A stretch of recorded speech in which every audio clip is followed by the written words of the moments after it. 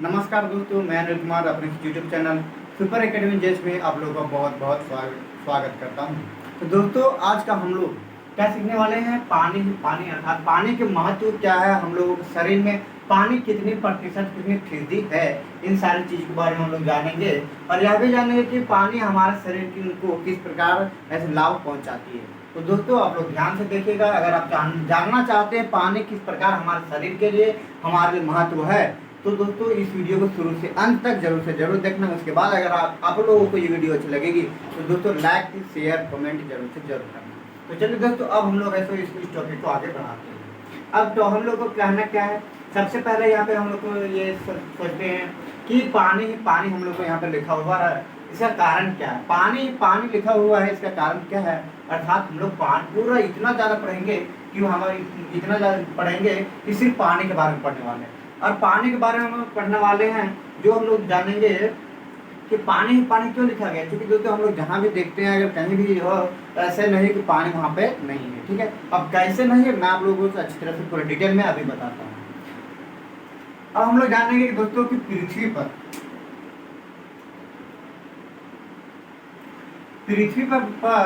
कितना, तो 71% पानी है। ठीक है, पृथ्वी पर कितना, 71% पानी है। अब हम लोग जानेंगे कि मानव शरीर में कितनी प्रतिशत पानी है। तो दोस्तों मानव शरीर में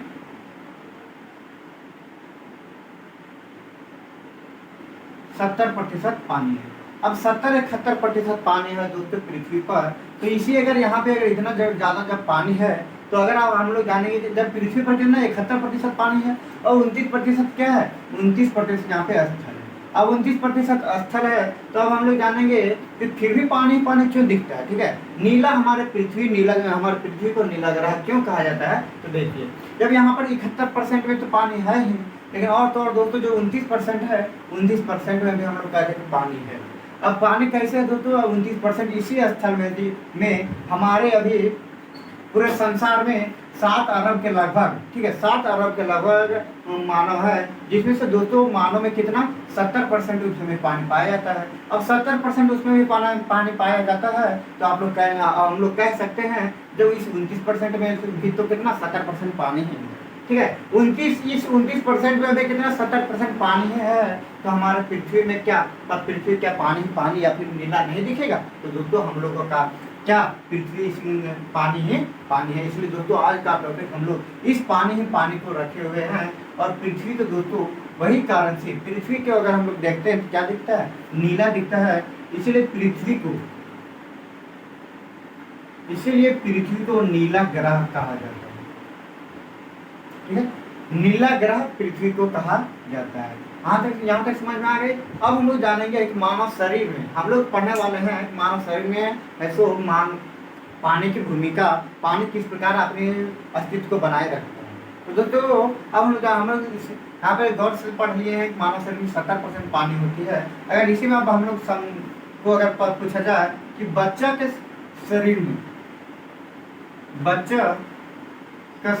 बच्चा में कितना प्रतिशत पानी होती है, तो 80% पानी होती है। बच्चा में कितना 80% पानी होती है। और इसलिए यहीं अगर वयस्क के बाद क्या कहा जाए, वयस्क मानव शरीर के बारे में कहा जाए तो 65% में पानी होती है। 65% की पानी होती है। अब हम लोग जानेंगे कि अगर वृद्ध व्यक्ति हो तो वृद्ध व्यक्ति में कितनी परसेंट पानी होती है।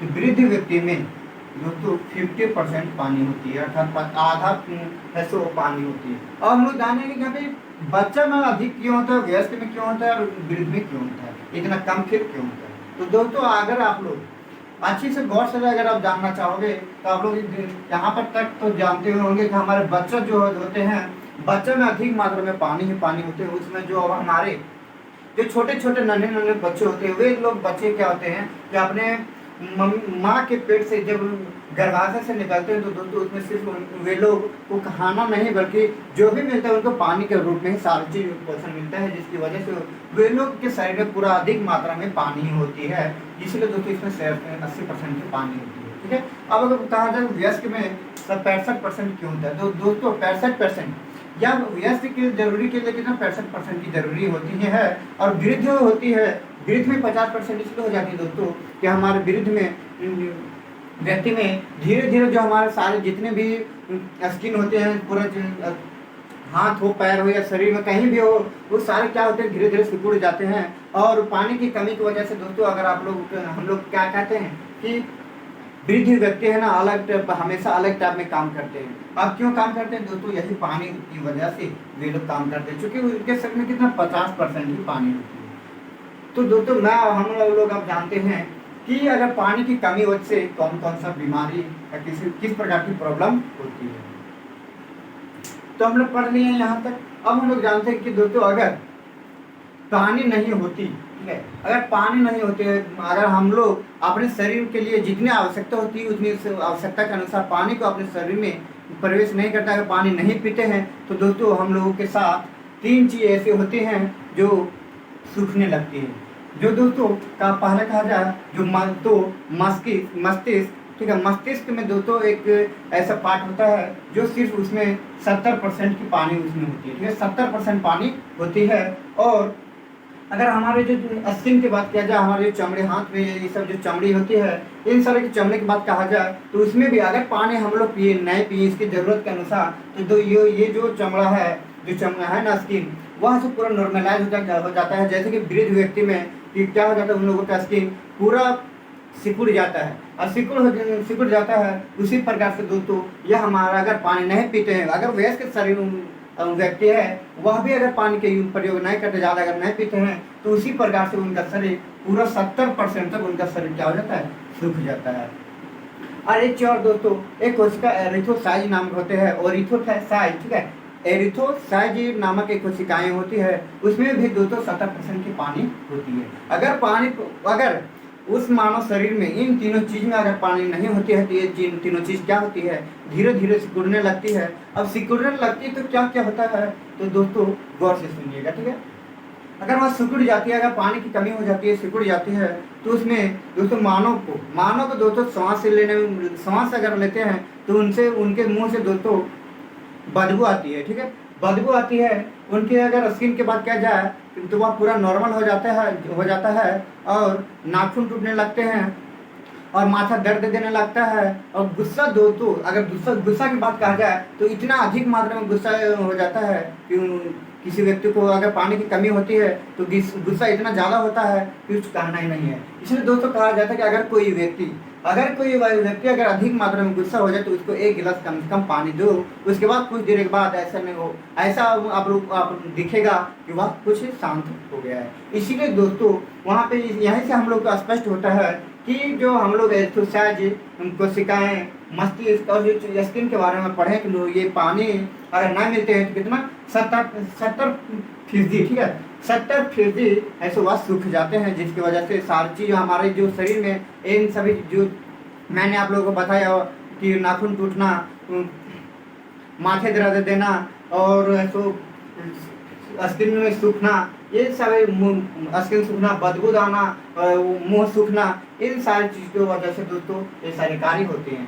अगर इसी चीज़ को, इस 70% पानी जो कमी हो जाती, सूखने में अगर कमी हो जाती है, उसी चीज़ को अगर हम लोग पूरा हमेशा रखते हैं तो दोस्तों अगर उस चीज़ को हमेशा यूज करते रहते हैं, 70% पानी हम अपने शरीर में हम लोग देते रहते हैं, तो इन सारी चीज़ की प्रॉब्लम नहीं होती है।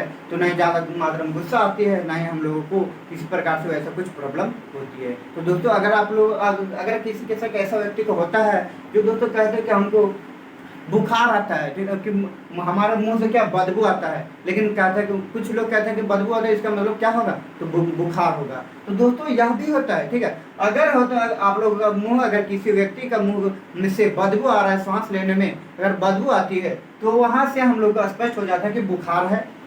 तो फिर उनको यहाँ क्या होता है, तो पानी की प्रॉब्लम है। पानी उसकी वह भरपूर मात्रा में अपने शरीर में उसको शरीर की पूर्ति के लिए नहीं हो पा रहा है, जिसकी वजह से उसको क्या सांस लेती है तो वह बदबू निकलता है। और साथ में दोस्तों उसको कहा जाए तो मुंह भी सूखने लगता है, स्किन पूरा नॉर्मलाइज हो जाता है, जैसे कि कई साल के बूढ़े वृद्ध व्यक्ति है उस प्रकार से लगने लगता है। तो इन सभी के कारण से पानी, इतने प्रॉब्लम दोस्तों हमारे पानी की वजह से होती है। अब हम लोग जानते हैं कि पानी से हमारे शरीर को और किस प्रकार से लाभप्रद होती है।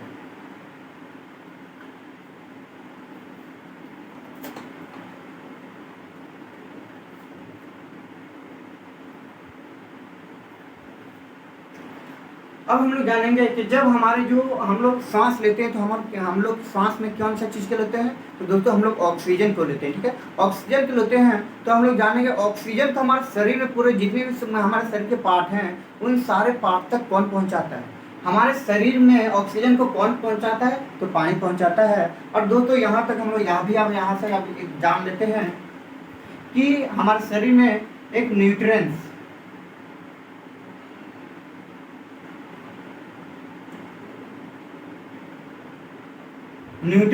और ऑक्सीजन जो होती है,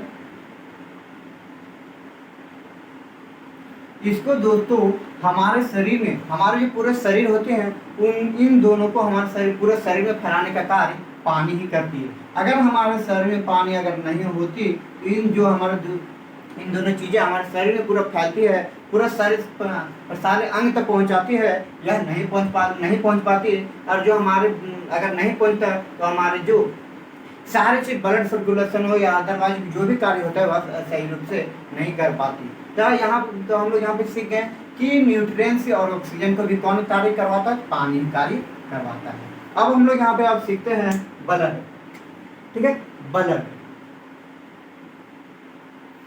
ब्लड ये यहाँ पे हम लोग जानेंगे कि ब्लड का निर्माण कैसे होता है, ठीक है।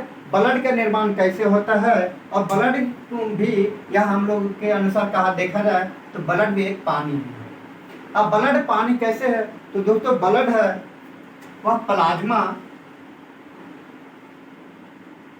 प्लाज्मा से बनता है, ठीक है।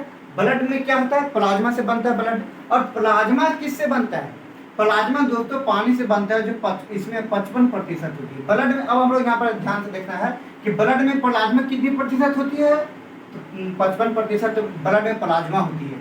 अब जो है प्लाज्मा ऐसे किससे निर्माण होती है, तो दोस्तों पानी से निर्माण होती है, ठीक है। ये प्लाज्मा किससे निर्माण होती है, तो प्लाज्मा से निर्माण होती है। अब बच गए जो 45% 45%। अब यहाँ पे हम लोग जानेंगे इस 45% से कौन कौन सी चीज होती है। तो दोस्तों 45% से यहाँ पे आरबीसी, डब्ल्यूबीसी, ठीक है, जिसको हम लोग कहते हैं व्हाइट ब्लड, और यहाँ पे रेड ब्लड, ठीक है। रेड ब्लड और व्हाइट ब्लड, और इन दोनों के साथ साथ दोस्तों ये कितना परसेंट होते हैं, तो 45% होते हैं। तो कितना प्लाज्मा कितना 45% और 45% डब्ल्यूबीसी और आरबीसी होते हैं। तो यहाँ पे इसीलिए दोस्तों हमारे जो कहा जाता है ब्लड क्या है, तो दोस्तों ब्लड भी एक क्या है, तो पानी ही, यह भी एक पानी है। तो और हमारे शरीर में कहा जाए तो यह किस प्रकार हमारे शरीर को लाभप्रद करती है, ठीक है। हमारे शरीर में पानी और किस प्रकार से लाभ करती है, हम लोग तो इतना जान गए कि इस प्रकार से अगर हम लोग पानी की यूज करते हैं तो इन सारे कार्य से हम लोग को लाभप्रद होती है। अब हम लोग जानेंगे कि इसके बाद किस प्रकार से होती है।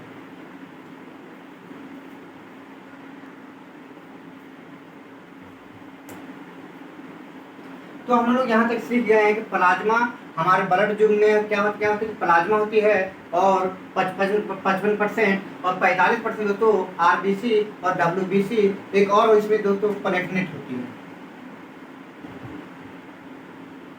प्लेटलेट होती है जो कोशिका से बनी होती है, ठीक है। प्लेटलेट होती है जो कोशिका से बनी होती है। ये तीनों चीजें दोस्तों 45% होती है, और प्लाज्मा है तो 55% होती है हमारे ब्लड में। टोटल कितना, तो फिर 100% तब जाकर के होती है। जो दोस्तों प्लाज्मा पानी से ही बना होता है। अब हम लोग जानेंगे कि हम मानव शरीर में अगर कोई ऐसा व्यक्ति होता है कि पानी भी नहीं पीता लेकिन फिर भी उसका शरीर कितना बहुत ही ज़्यादा बढ़ जाता है और वजन बढ़ जाता है। अगर शरीर बढ़ता है तो वजन तो बढ़ेगा ही। तो यह क्यों होता है दोस्तों, अगर आप लोग इस चीज़ को अगर यहाँ पर सही से पानी की पूर्ति अगर नहीं करते हो तो जो मैंने आप लोगों को बताया मस्तिष्क और कोशिकाएं, मस्तिष्क कोशिका और चमड़ी, इन सारी चीज़ को जब सूख जाती है दोस्तों तो उनसे क्या होता है, ये ऊपर की भागते तो सूख जाती है, लेकिन उनका शरीर जो फैलावा होते हैं उन सारी चीज़ की पूर्ति न होने के कारण उनका शरीर अपने आप है तो फूलने लगता है। अब फूलने लगता है तो फिर क्या होता है, उनका वजन तो बढ़ता ही है, साथ साथ में दोस्तों उनको अगर बीमार की बात, रोग की बात कहा जाए, ठीक है,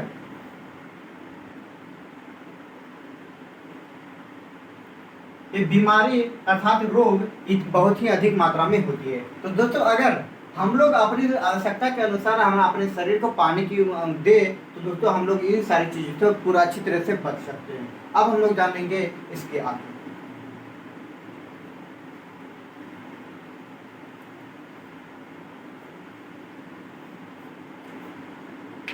अब हम लोग जानते हैं कि पानी और हमारे शरीर में किस प्रकार से कार्य करता है। दोस्तों हमारे शरीर में अनेक प्रकार की ऐसी कचरा होती है जो हमारे उन सारी चीज़ को हमारे पानी के माध्यम से ही निकाला जाता है।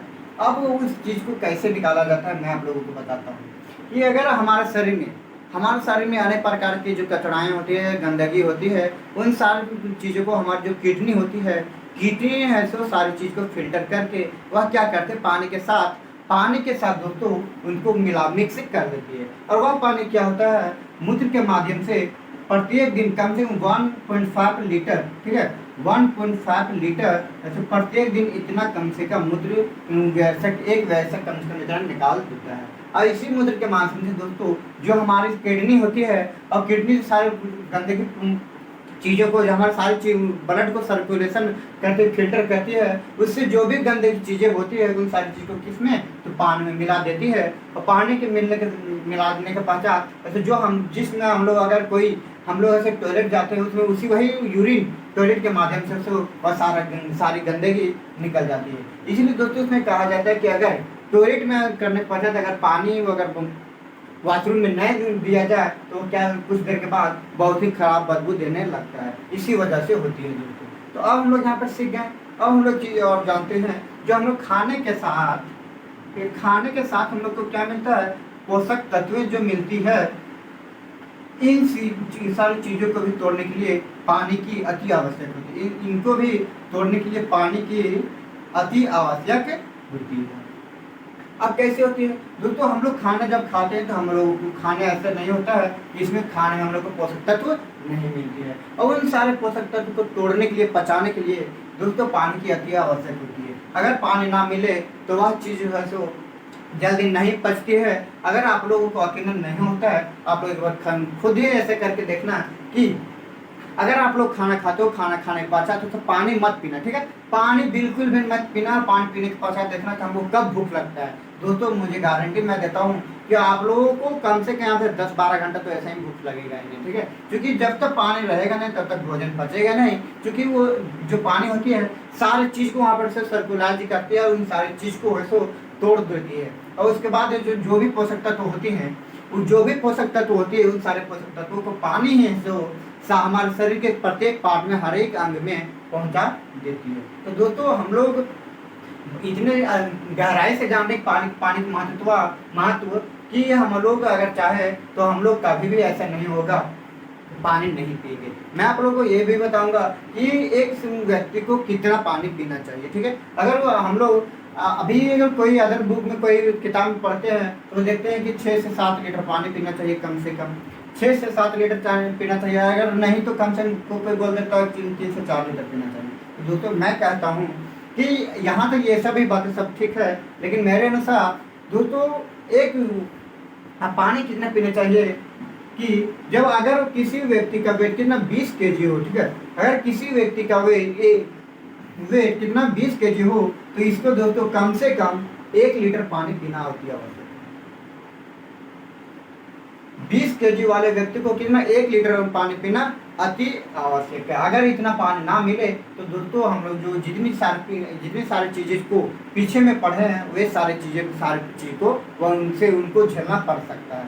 अगर वही आप लोग तो अगर किसी व्यक्ति का वेट 60 kg है दोस्तों, कम से कम उसको 3 लीटर पानी की अति आवश्यक होती है। और दोस्तों अगर आप लोग इससे भी और अगर अधिक पीना चाहें तो दोस्तों आप लोग अगर इससे भी अधिक पानी पी सकते हैं। पानी किसी चीज़ को हानि नहीं पहुंचाती, यह जहाँ तक की होती है हमारे शरीर को लाभप्रद ही पहुंचाती है, ठीक है। तो हम लोग यहाँ तक अब जान गए। अब हम लोग अब जानते हैं कि पानी की आवश्यकता और अधिक मात्रा में, यहाँ तो हम जाने की इतनी आवश्यकता होती है, लेकिन और अधिक मात्रा और इससे और अधिक मात्रा में कब होती है तो इसको भी ध्यान देना दोस्तों। अगर आप लोग हमें यहाँ पे देखा जाए कि जब गर्मी के दिन आती है, ग्रीष्म ऋतु जब आती है तो उसमें काफ़ी ज़्यादा तेज धूप होती है। इसकी वजह से अगर हम लोग अपने घर से भैया घर में भी रहते हैं, उसके बावजूद भी क्या होता है, शरीर गर्म हो जाता है। अगर धूप में निकलते हैं तो और तुरंत ही इतना ज़्यादा गर्म हो जाता है कि उसका कुछ कहना नहीं है। और दोस्तों अगर वह हमारा शरीर जो है गर्म हो जाती है, गर्म होने के पश्चात वह ठंडा ना हो तो हमारे जो शरीर में अंदर में अनेक प्रकार की पार्ट जो होती है उन सारे कार्य को करना बंद कर देगी। लेकिन उसी चीज़ को दोस्तों कार्य को जारी रखने के लिए हमारे शरीर से जब हमारे शरीर में जब अधिक मात्रा में क्या होती है, ऐसा गर्म हो जाती है तो शरीर के अंदर से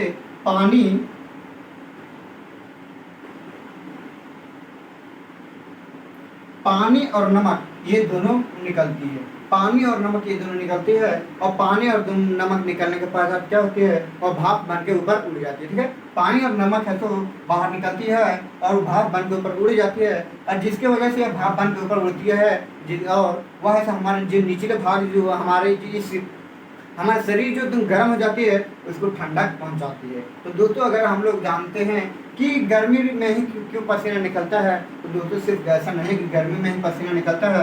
अगर आप लोग ठंडे मौसम में हो, अगर ठंडे मौसम में हो या फिर वर्षा ऋतु में हो, उस समय भी अगर धूप निकल जाती है तो दोस्तों और निकलने के पश्चात अगर आप लोगों का शरीर किसी फिर हमारे शरीर में अगर गर्म हो जाती है तो पसीना निकलना अति आवश्यक है। अगर पसीना ना निकले दोस्तों तो हो सकता है हमारे शरीर में अनेक प्रकार की परेशानी होंगी।